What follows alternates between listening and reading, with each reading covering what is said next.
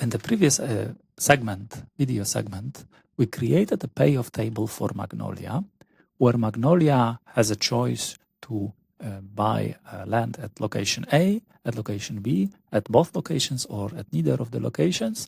And then if the airport is at location A, they will get respectively these payoffs. And if the airport is at location B, which is not in their control, this decision A or B, this will be the payoffs. I just want to emphasize here that this option of choosing both A and B is quite unique, and it doesn't happen often. Most often the decisions that we have is to do something or not to do. So there will be something like do A or do nothing. And sometimes there will be several discrete options, but most often they will be do A or do B or do C or do nothing. In some cases, you might have a choice to do a combination of cases like here, purchasing two pieces of land.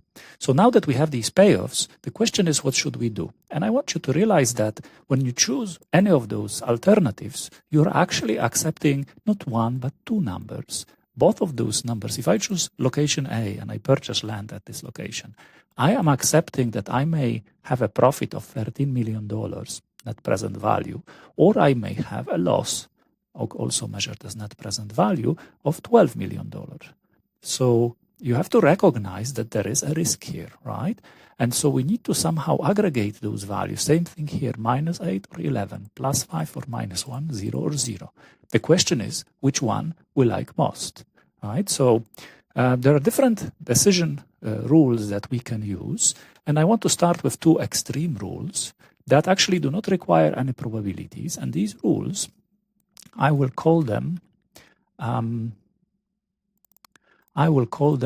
a pessimistic rule. The first one is a pessimistic rule. A pessimist, when they see two numbers like this, 13 or -12, will see, wow, I may lose $12 million. That's very risky. So the pessimist will actually always look at minimum, right? And so for a pessimist, I will actually calculate a minimum of those two values, right, for each row.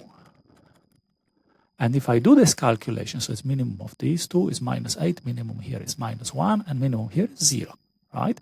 So I might, as a pessimist, I might be more concerned with the lowest of the values, or the lower of the two values, but there was more options here in the future event. There would be basically multiple values, and I would always be most concerned about the lowest of them. Right? And notice this is not dependent on any probability in this moment, right? And as a pessimist, I would be trying to maximize the minimum value. So I would be like maximizing minimum value. We call this rule a Maximin rule, right? And if you maximize your minimum, you actually will see here -12, that's actually the worst. -8 is better. -1 is even better. Well, 0 is the best. So your choice would be choose 0. That's the best value, right? And of course, you don't choose the value. This is the objective value in a sense, right? And you choose to buy neither of the land parcels, right? So here, by Maximin rule, we choose the optimal decision is none. This kind of rule is called a pessimistic rule, but it's sometimes also called risk-averse, right? This is the most risk-averse way of thinking, or conservative. Conservative in a sense that we're thinking about, give me the decision that will give me the highest guaranteed minimum. So if we talked about the pessimistic rule, we can also talk about the most optimistic rule. Someone who is an extreme optimist would always look at maximum value. So if an optimist will see choosing location A, they will see not that they can lose $12 million, but there is an opportunity to win $13 million. It's someone like who plays lottery, right? They don't see the costs of purchasing lottery tickets. All they see is the millions of dollars they may potentially win. So they look at maximum value, right? So if you use the optimistic rule, you look at maximum for each row. So again, right, we're choosing maximum here of -8 and 11, maximum of 5, -1, right? And so by max, if we look at maximum, we still want to maximize, because remember, payoff is like profit. So we want to maximize maximum. So this will be a Maximax rule. And Maximax rule, right, where is the highest value? The highest value is 13. So I'm going to choose land at location A only, right, in order to have the maximum possible value of 13.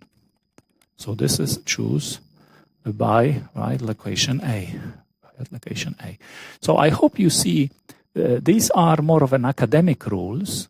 I think any reasonable decision makers would not be at least going for the optimistic rule. Pessimistic, some people choose to be extremely conservative or pessimistic, and they might follow this Maximin rule, but the Maximax is rather an extremely risky rule, right? Even if the probability of this 13 is very tiny, someone would still risk a big loss just to have a tiny chance of winning a lot, right? But these are interesting rules just to recognize that these are some extremes, and our decision should be somewhere in between. Maybe we can be like risk neutral rather than risk taking here or risk averse.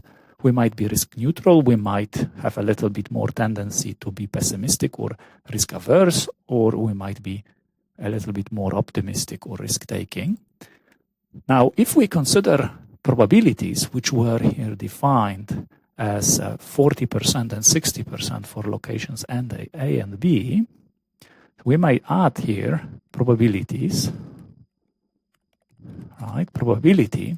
However, what I want you to see is that probability is not another choice. Probability 40% and 60% is just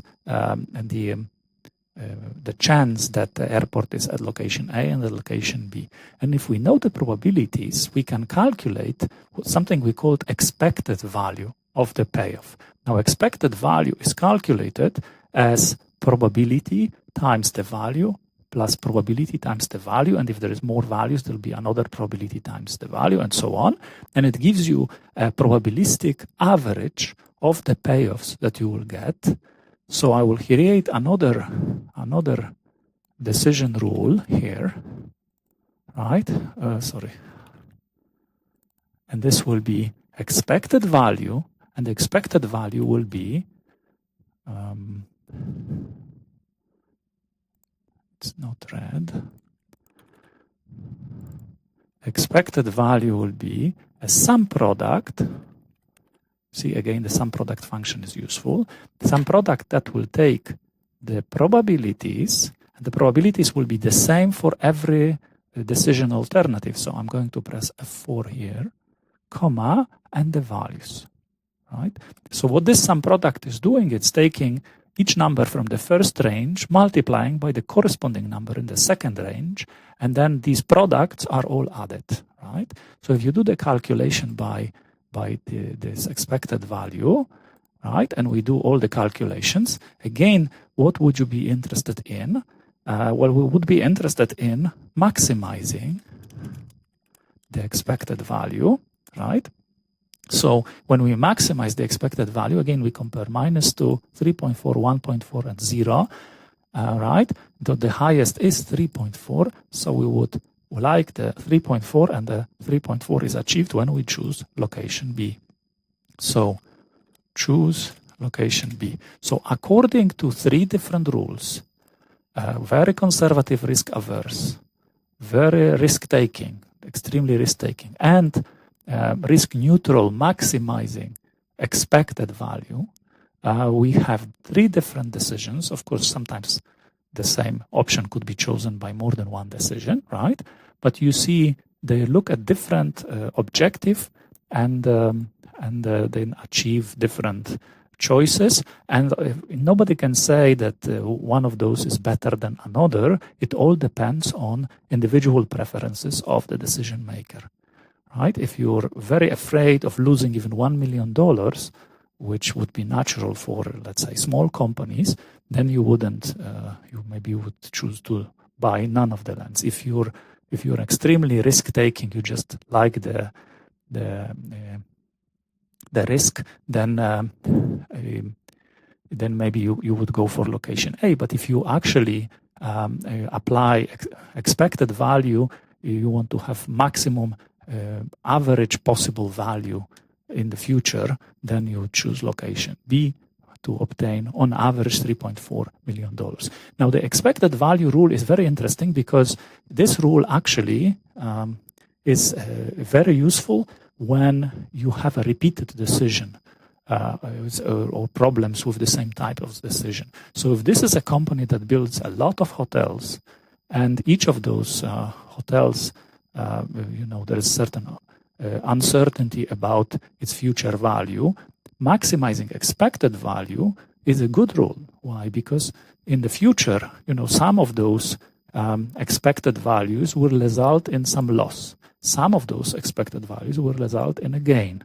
But if you have this game repeated many times, even with different values, on average, you should get what the expected value is indicating. So think about this. If they had exactly the same payoffs, and 100 hotels built with the same payoffs, -8 and +11, with a value 3.4, right? For 40% of them, they would lose $8 million. For 60% of them, they would win $11 million, right? Because it's a repeated game, and these probabilities should actually work if they are good estimates.